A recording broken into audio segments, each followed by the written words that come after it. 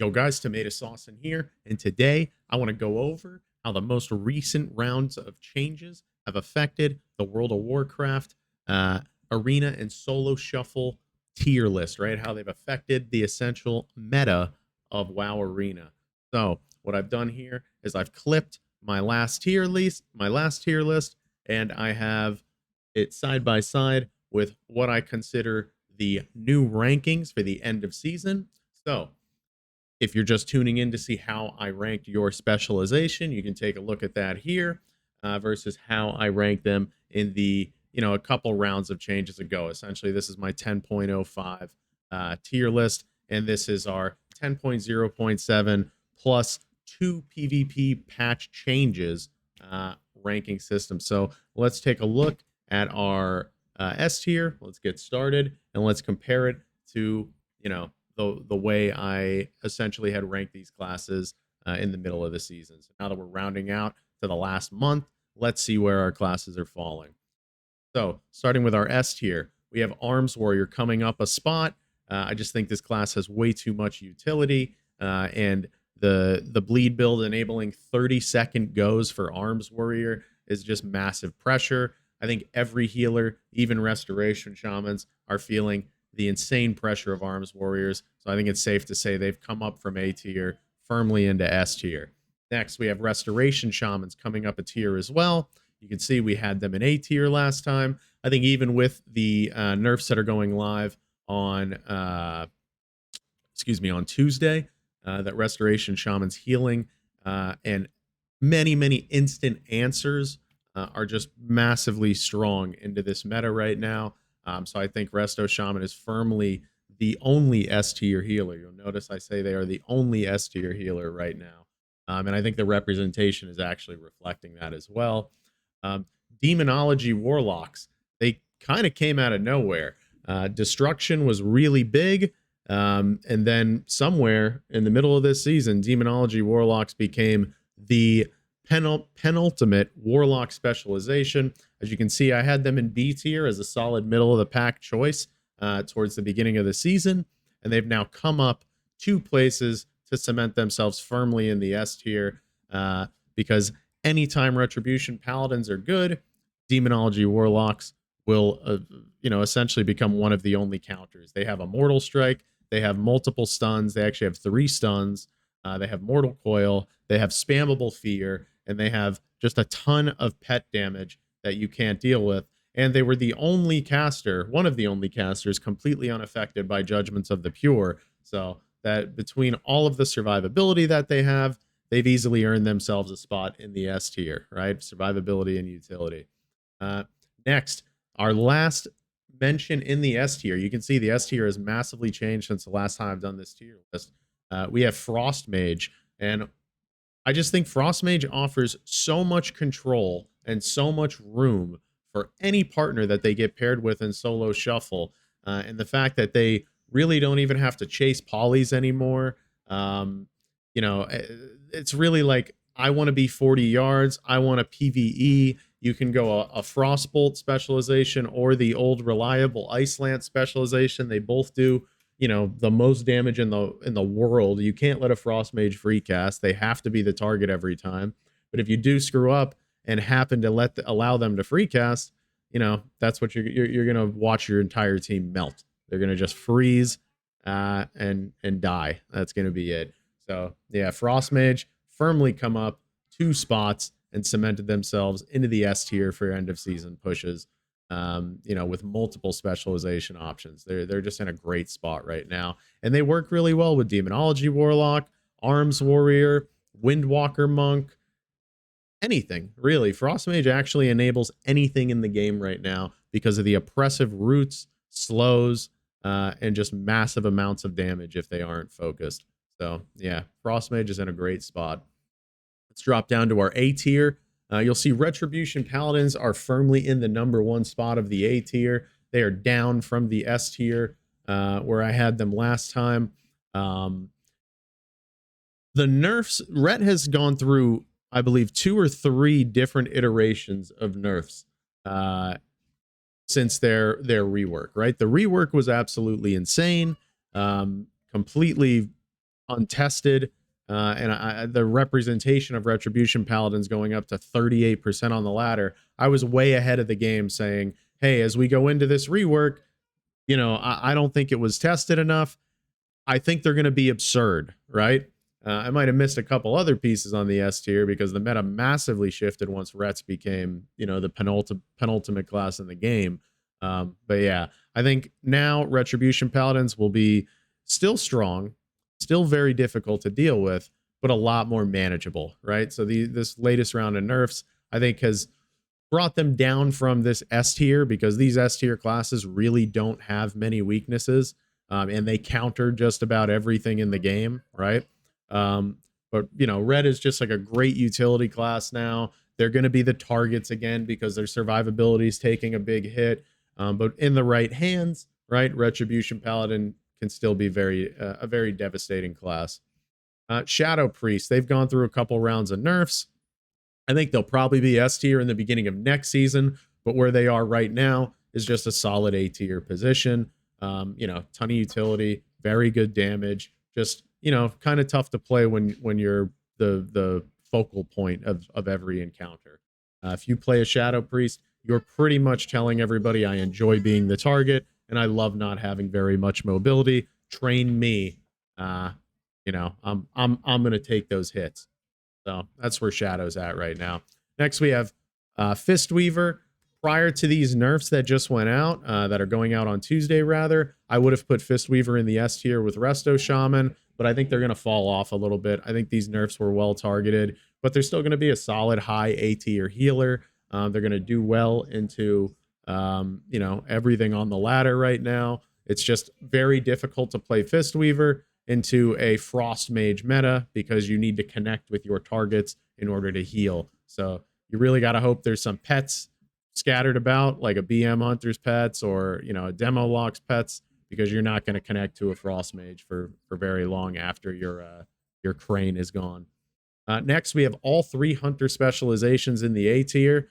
You can see we actually had them in the same spot just about in our last video. So BM, Marksman, and Survival are all insanely strong. You could probably say, yeah, any order you put them, really. I mean, you probably got to put Marksman at the end just because it takes the most finesse to really pull off Marksman. Maybe Survival. Maybe Survival is actually the most challenging. But BM is probably the best in the hands of your average player because there's very little finesse in a BM Hunter.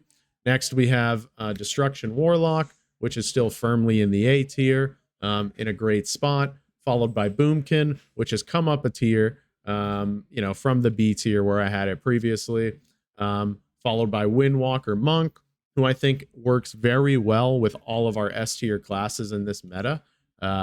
So I have them coming up a tier. On top of that, Retribution Paladin nerfs allow Windwalker Monks to come up, right? Windwalker's in a great place. I think they're one of the best balanced classes in the game right now. But it's a high finesse class, right? So if you think you're just going to sit in the fray like an arms warrior with defensive stance and all the sustain that they have, you can't do that on Windwalker. You have to know when to come out on your port. You have to know when to kite out cooldowns. You have to know when to karma, sit there and pump into your opponents. You have to use your fortifying brew intelligently, your dampen harm, your reverse magic, your ring of peace, right? Your saps. So Windwalker is a very cool class with a ton of sustain, some incredible burst damage as well, some awesome parry ability with Fists of Fury. It's just a very fun class, and I think it's firmly in the A tier, coming up a spot from our last tier list for the end of season push. Havoc Demon Hunter, I think, has fallen from grace a little bit. The Ret Paladin Arms Warrior meta with Hunters as well. If you get into a game with a Havoc Demon Hunter, you're going Havoc, right? They don't have enough defensives to deal with the pressure that a lot of these classes put out. But I still think that they are an incredibly pressuring class. Let's see what's going on here. We're good. I still think that Havoc Demon Hunter is an incredibly pressure intensive class, right? So what I mean by that is they are doing a ton of damage every game that they're in. They have a ton of CC in the right hands. Havoc Demon Hunter, much like Windwalker Monk, right? It's more finesse now. It's not just staying in and blasting. You have to know when to kite out. When Blur and Darkness are on cooldown, you got to get out. You need to dark intelligently to absorb the most amount of damage to save your healer's cooldowns. So Havoc's in a great spot, but I think it's more A tier than S tier from the last time we ran one of these tier lists. Next, we have Elemental Shaman. Ellie is in a good spot. It's not S tier, right? It's not one of these 4 classes, but it's not below A tier, right? So the Ret Paladin meta really hurt Elemental Shamans. Judgments of the Pure has been nerfed. Ret survivability's been nerfed. I think you'll see Ellie Shamans, kind of battling it out in the A tier with the rest of these classes. They're in a very good spot right now, I think. And I think some of the changes are going to be interesting for them as we move into 10.1. But I would move them down a slot from the S tier. Discipline Priests have also joined this ever-growing A tier, coming down from S tier for the end of the season push. They are getting some big buffs, mana buffs, and power word shield. So it's really going to make Rapture an even stronger cooldown than it already was. I think you could probably make an argument to put Disc in the highest position of the A tier. Not that there's much of a ranking here, right? Because I'd put Shadow down here with like Elemental Shaman. Everything else actually I think is kind of on point. Yeah, maybe Windwalker ahead of Boomy. But yeah, so I think Discipline's in a great spot. They have some big buffs going out. Rapture being on a 1-minute cooldown, I believe, along with the 25% buff to Power Word Shield, as well as the mana cost reduction on a lot of their abilities. So you have Renew getting a mana reduction buff, mana cost reduction buff, Power Word Shield getting a mana cost reduction buff, I believe, and something else. The Power Word Radiance. So they got some big mana buffs. Yeah, they have some big mana buffs going on for this upcoming season.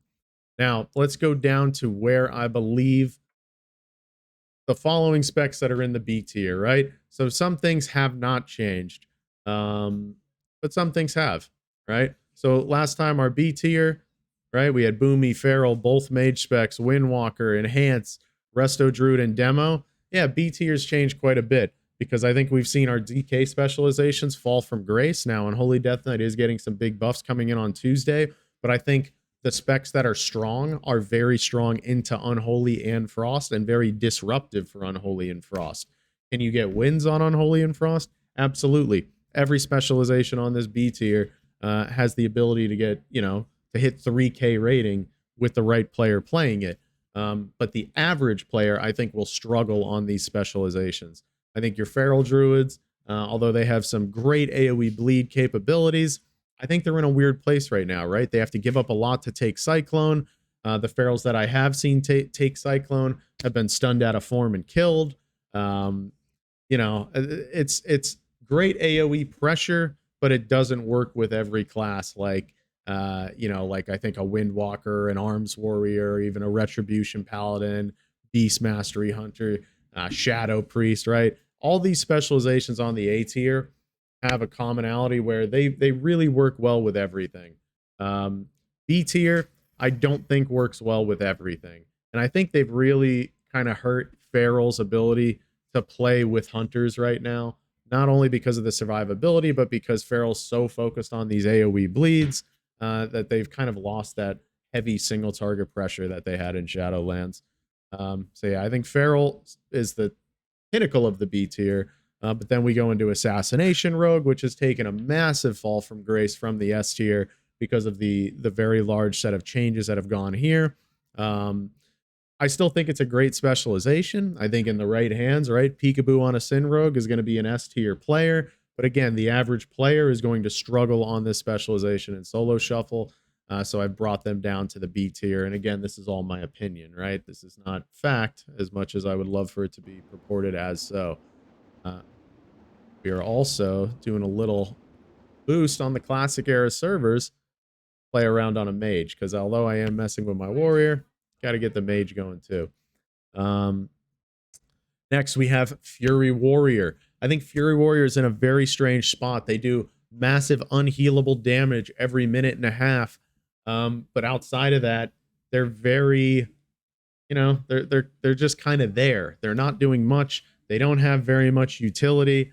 Although they should have just about the same utility that Arms Warrior does. It just doesn't feel as strong when a Fury Warrior is in the game versus an Arms Warrior. I love Fury. I've played it up to like 2.2k this season, and I think it's a ton of fun.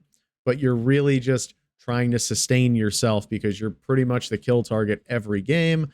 And there's a lot of times where you just feel like you don't have any kill pressure outside of your minute and a half go. So you're just trying to live until that next go, however many minute and a half goes it takes. So I think Fury Warriors probably B tier right now. We have our DK specializations that we already went over. They've fallen from grace in the A tier. Enhance is still a B tier class. I just think they have too much keybind bloat. They probably need to be looked at by the developers. Really, I think every class on this B tier is here for a reason, right? They all could use some love from WoW's dev team. Your A tier specializations are in a great spot. S tier could even be, toned down a little bit, in my opinion. And the crit nerf in 10.1 may tone these down. But your B and C tier specs, some of them could even require like full reworks, right? That's where our B tier is. You can see our evoker specializations both fell down. Well, actually, preservation fell down from the A tier, and devastation came up from our C tier to have both of them firmly in the B tier. Listen, devastation does some great unhealable burst, but in the wrong hands, this class will just fall over. So I think it's just a complete middle of the pack class. C tier, subtlety rogue, once again, still in the C tier where I had it last time. It really only has a gimmick that does not add much value into a solo shuffle game right now, and it doesn't add much value into a ladder game because assassination rogue does everything better. Sub is in a weird spot. I think they really need to look at that class, either give it more sustain or make it like the burst god, but move their burst to like a 1 minute window so it's not every 30 seconds you can delete somebody from the game. So I don't know the best way to balance subtlety rogue with that said. All right, having said that, but it's in a weird spot right now. Fire Mage is in the same position because these CC changes have really impacted the way Fire and Sub went so well together, with each other. Them removing Blind into Sap next patch is probably going to ensure that all three of these rogue specializations stay in the B, C, and D tier firmly in 10.1 unless they get some real love and changes. Rogue's an odd class, though, because when it's even just an A tier specialization, it's massively oppressive. Affliction Lock, I think, is still firmly in the C tier. I don't see them really moving from here. Arcane Mage has come down from our A tier all the way to our C tier because I just don't think Arcane Mage has a ton of pressure like, you get from Frost. It's a good spec, but, it doesn't really have the survivability of 2 ice blocks, and any mage spec without 2 ice blocks right now is in a difficult position. Next, we have Holy Paladin, still in our C tier, even with the buffs. I think these buffs are good for HPAL. I could see them coming up, right? Especially with the Ret meta down. Now they're Forbearance and Ret's Forbearance. I'm sure we're going to see a lot of players running away from Retribution and going into one of these 4 S tier specializations. So Holy Paladin with the buffs will probably come up. And I'd put them, just under Preservation Evoker in the B tier. So Holy Paladin got to graduate. Unfortunately, Holy Priest, they've gotten no love. And with Discipline getting, the massive love that they're getting in the end of the season, I really think Holy is just a D tier specialization. They can be run down very easily. Not a great healer right now in Holy Priest.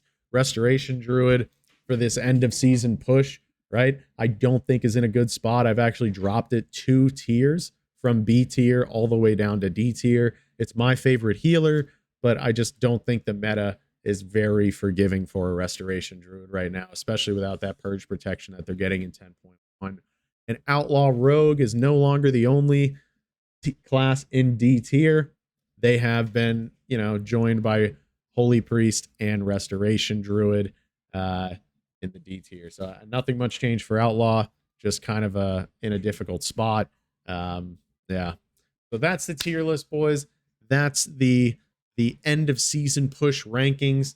That's how I believe it is changing come Tuesday with the new patch notes. I hope you guys enjoyed it. I hope it helps you out. If you haven't hit 1800 yet, put a question in the comments, or any comment or concern you have, and I'll be happy to help you out. Because I've hit 1800 on every class I played this season, 2400 on some, duelist on a couple as well. So I'm happy to help you guys out if you have any questions. Take it easy, guys. Tomato sauce and out. The new tier list is absolutely in. Have a good one.